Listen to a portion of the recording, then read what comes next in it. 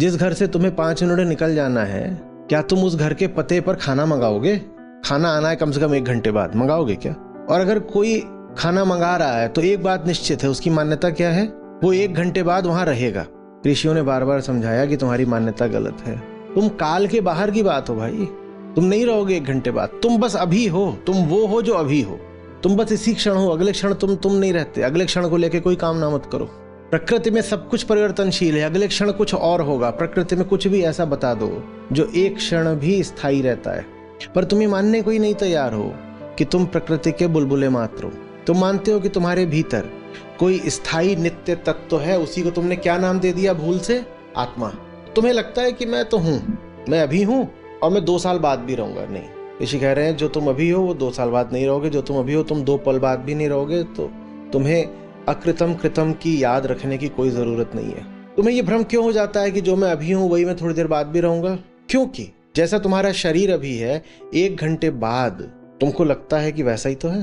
तुम अभी जैसे हो, अपनी तस्वीर खींचो और 1 घंटे बाद की तस्वीर लो, दोनों तस्वीरें लगभग एक जैसी होती हैं। तो ये जो शरीर है ना, ये हमें भ्रम दे देता है कि हम जो अभी हैं वही हम थोड़ी देर बाद रहेंगे, जो हम अभी हैं वही हम थोड़ी देर बाद रहेंगे। बस इसलिए हम लगातार भविष्योन्मुखी रहते हैं।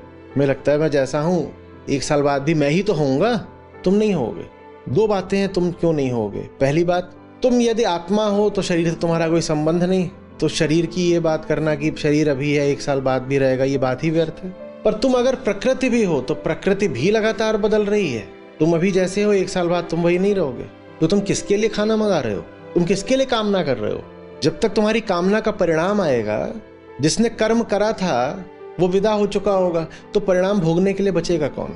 विज्ञान की दृष्टि से भी देखो तो तुम्हारी जो कोशिकाएं हैं वो सब लगातार बदल रही हैं, लगातार बदल रही हैं। जिन आंखों से तुमने अभी देखा, घंटे भर बाद वो आंखें थोड़ी सी बदल जाती हैं, पुरानी कोशिकाएं हट जाती हैं, नई कोशिकाएं आ जाती हैं।